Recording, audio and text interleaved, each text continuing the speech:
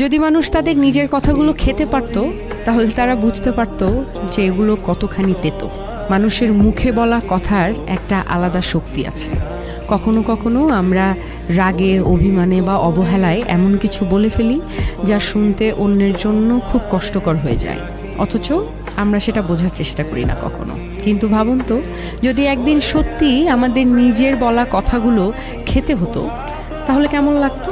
মিষ্টি বা ভদ্রভাবে বলা কথা হয়তো সুস্বাদু লাগতো, কিন্তু কটূক্তি, অপমান বা কষ্ট দেওয়ার মতো কথা হলে সেটা হয়তো একেবারেই স্বাদে তেতো আর গিলতেও কষ্ট হতো। তখনই হয়তো আমরা বুঝতাম আমাদের জিভ থেকে বের হওয়া প্রতিটা শব্দের কতটা ওজন আছে, আর তা অন্যের হৃদয়ে কেমন প্রভাব ফেলে।